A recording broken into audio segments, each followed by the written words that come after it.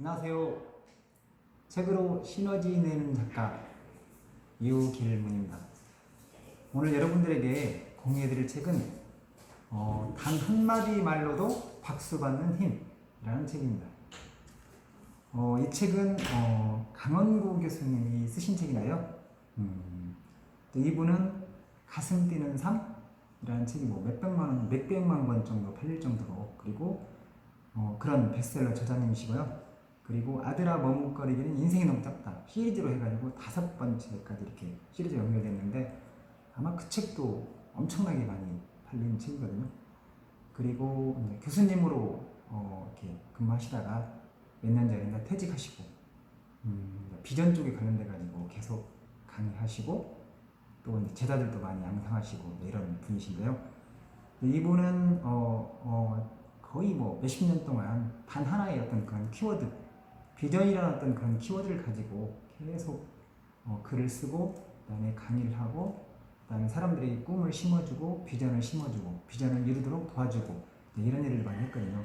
근데 그분이 가지고 있는, 그분이 알고 있는 어떤 그런 핵심적인 어떤 그런 스피치, 그리고 말의 힘, 그것을 쫙 모으고 모아서 그냥 단 한마디 말로 박수받는 힘이라는 그런 책을 몇 년 전에 집필하셨는데요. 그 책을 공유하도록 하겠습니다. 첫 번째는 뭐냐면요, 싱글 키워드, 그리고 하나의 핵심 메시지로 승부한다, 이런 내용인데요.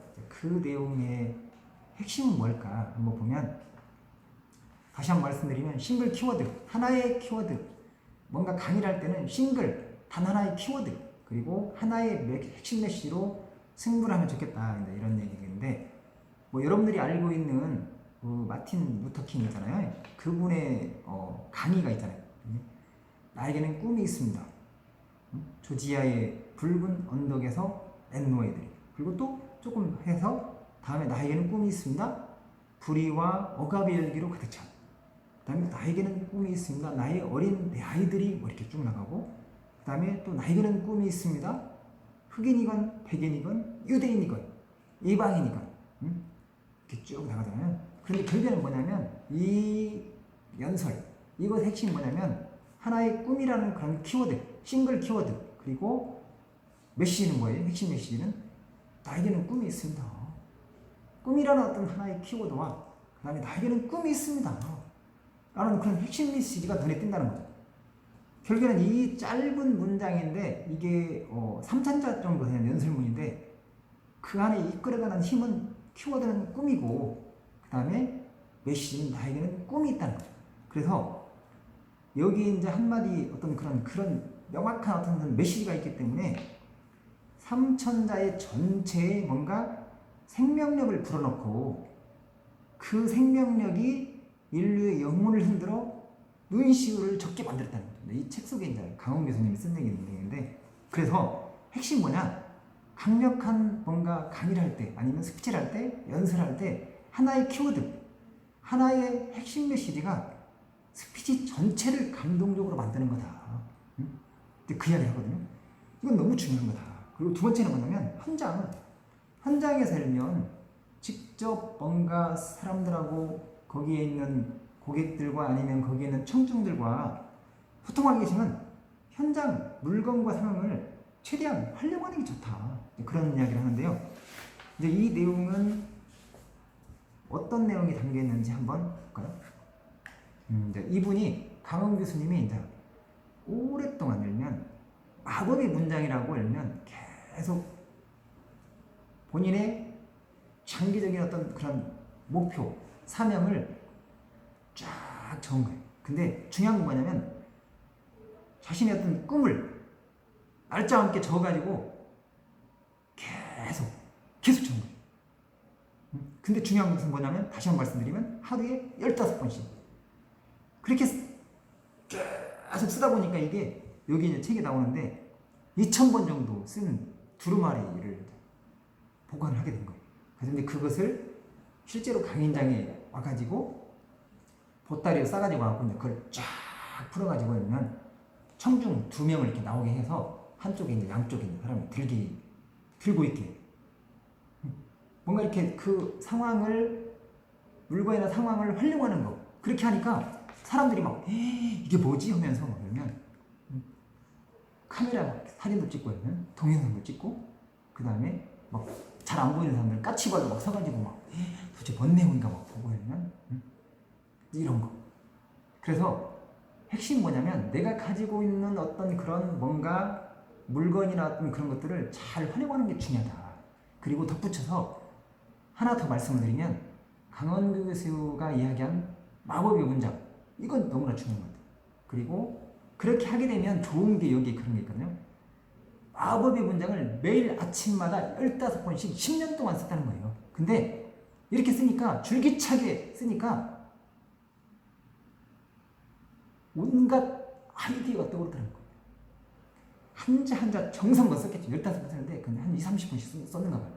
근데 그것을 막 부펜으로 해가지고 쫙 정성을 들여가지고 나는 뭐 몇 년, 몇 월, 며칠까지 나는 뭘 하겠다 이런 거 있잖아요. 근데 이것은 활용하면 너무 좋을 것 같아요. 어떤 사람은 15번 쓰시는 분도 있고, 또 어떤 사람은 또 김성호 회장 같은 경우는 100번 쓰라고 하잖아요. 100일 동안 100번 써라. 그러면 무조건 이루어진다. 그런 얘기 하잖아요.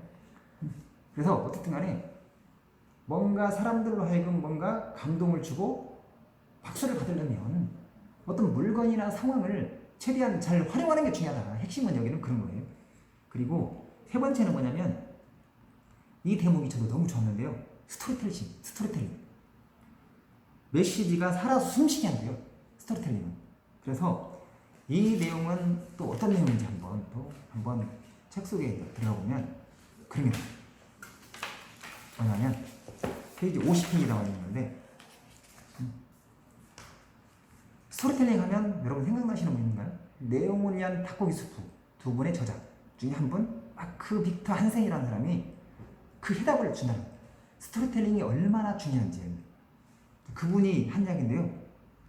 영혼을 위한 닭고기 수프가 그토록 많은 호응을 얻은 것은 온 세계가 스토리에 굶주려 있기 때문이다. 그것이 오늘날 강연 사람이 번성하게 된 이유이다. 강사들은 바로 스토리에 굶주린 청중에게 이야기라는 양식을 주어야 할 것이다. 그것이 바로 강사들의 할 일이다. 완숙한 스토리 전달은 삶의 가치를 높이는 아주 중요한 요소이다. 그 정도로 스토리가 중요하다. 그래서 조금 더 이 스토리텔링에 관련돼 가지고는, 실은 아마 여러분들이 아시겠지만 내용을 위한 닭고기 수프는 4,000만 부 이상 팔렸잖아요. 제겐 빌드 너무나 유명했잖아요. 이걸로 해서 계속 강의하고 뭐 수없이 많은 감동을 주고 그런 사례들이 많잖아요. 그런데 어떤 한 사람이 제겐 빌드한테 이런 얘기를 한 거예요. 아니 어떻게 당신은 이렇게 많은 사람들에게 감동을 줄 수 있냐. 그러니까 그분이 한 이야기인데요. 여기 책 속 그대로 나와 있는데, 나는 2만 개의 스토리를 읽었다. 그 중에서 내가 좋아하는 2,000개의 스토리를 20권의 책에다 썼다. 당신이 만약 영혼을 위한 닭고기 스프 시리즈를 모두 다 읽었다면 당신은 내가 말하지 않고는 배길 수 없는 2,000개의 스토리를 다 알게 되는 해입니다. 결국에는 핵심이 뭐냐면, 잭 캔필드의 토크 파워, 연설의 힘은 스토리텔러입니다.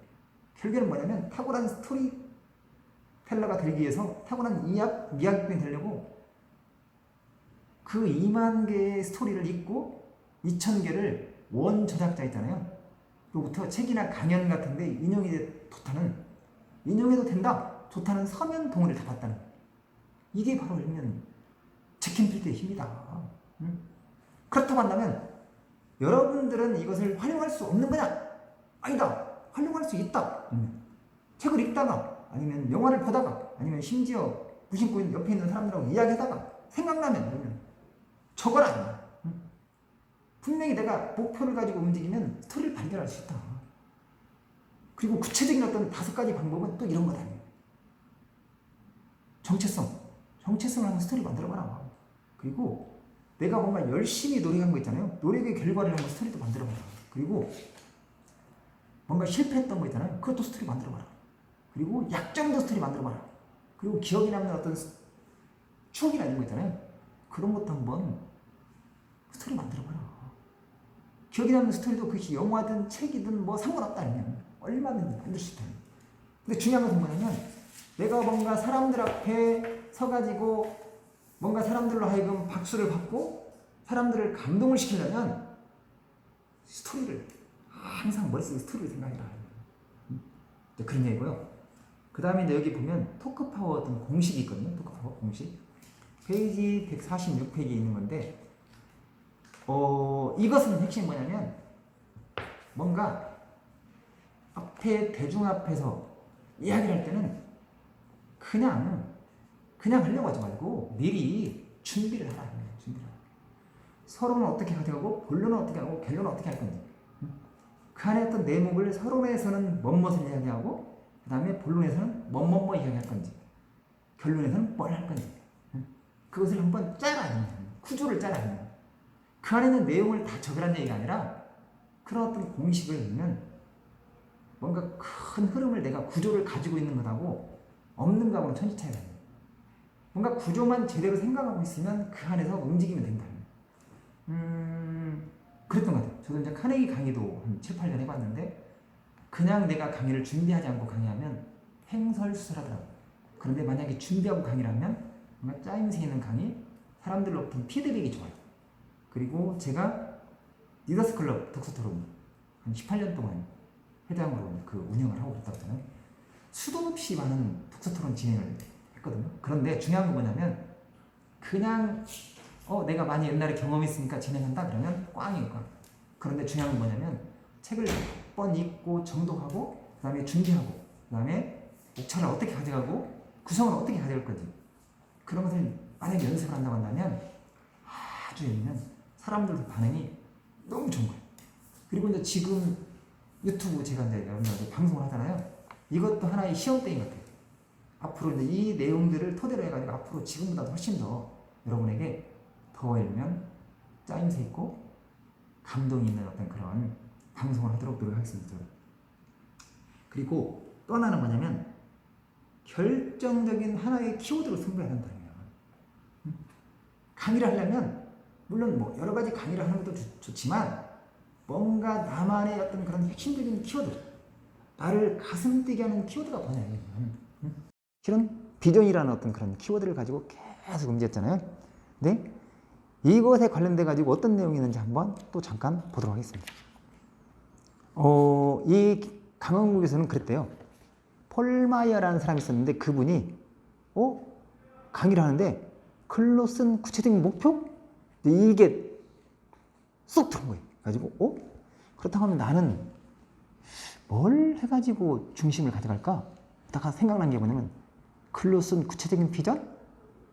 글로 쓴 구체적인 비전 이 세 가지만을 계속 생각했다는 거죠. 그리고 그러면서 일면 만약에 이제 이분이 조언하는 거예요.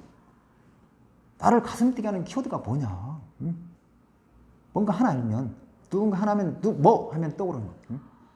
핵심 키워드가 있어야 한다 아니면 단 하나로 요약한다면 뭐냐 아니면 강의를 하면서 여러 가지 강의를 하면서 하나로 열면 뭔가 집중할 수 있는 어떤 키워드를 열면 그걸 한번 생각해봐라. 그거 하지 않고는 배길 수 없고 막 열면 재미도 있고 막 열면 그런 거 있잖아요. 사람들에게 막 행복의 바이러스를 전염시킬 수 있고 막 그거 하게 되면 막 그 생각하면 막 그걸 책을 읽는다 그러면 막 저절로 기분이 좋아지는 거 막 그게 뭐냐면 다시 한번 말씀을 드리면 나를 가슴 뛰게 하는 키워드는 뭐냐. 항상 그거 딱 하나 알면 그걸 선정을 해라. 그리고 그것에 관련된 내용을 사람들한테 이야기하라. 그러면 사람들이 박수 칠 거다. 그런 얘기고요. 그 다음에 또 하나 보자면 자신이 예시가 되라. 아니면 주변에 있는 막 뭐 누구 어떤 사람은 유명한 사람은 어떻고 그 다음에 뭐 하고 막 물론 이런 것도 좋지만 페이지 202페이지 또 이게 나와요. 자신이 예시가 되어라. 예시 자신이 자신이 예시가 되지 않으면 설득력이 하면 힘이 파워가 떨어진다. 결국에 뭐냐면 자신이 예시가 되는 것은 뭐냐면 뭔가 내가 말할 짝을 가지고 얻은 주제에 대해서 이야기를 하면 힘이 실린다는 거예요. 사람들이 공감을 한다는 거예요.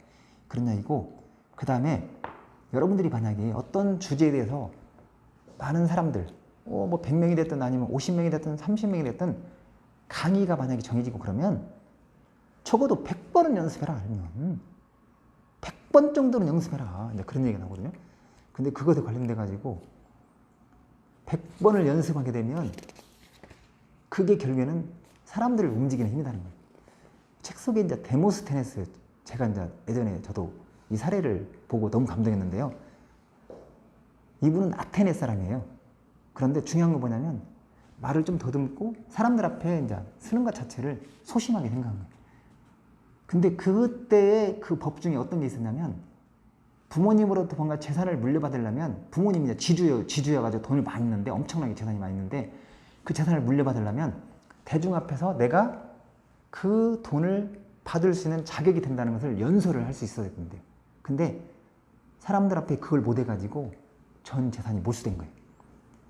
그래서 그 뒤로 해가지고 막 그 바닷가에서 막 그다음에 아니면 막 산에서 막 또 자갈을 막 입에다 물고 연습하고 또 연습하고 막, 그래서 결국에는 나중에 명연설가가 되었다는 그런 이야기도 있거든요. 근데 물론 저도 그 내용을 알고 있었는데 여기 강원 교수님의 책에도 그 이야기 사례가 나오네요. 결국에는 뭐냐면, 만약에 강의 주제가 정해지고 어떤 강의 계획이 설정이 되면 적어도 100번은 연습을 해라. 그런 얘기를 하고 있거든요. 여러분, 혹시 단 한마디 말로 박수 받는 힘, 혹시 여러분 도움이 되셨나요? 그렇다고 한다면 원 액션, 지금 들은 내용 중에서 한 가지나 들면, 한 가지만이라도, 딱 한 가지만이라도 들면 사람들 앞에 쓸 때 한 가지만이라도 행동으로 옮기고 실천하셔서 여러분들이 사람들 대중 앞에 서는데 도움이 됐으면 좋겠습니다. 여러분 도움이 되셨다고 한다면 구독 버튼 꾹 한번 누르시고 다음에 또 찾아뵙도록 하겠습니다. 감사합니다.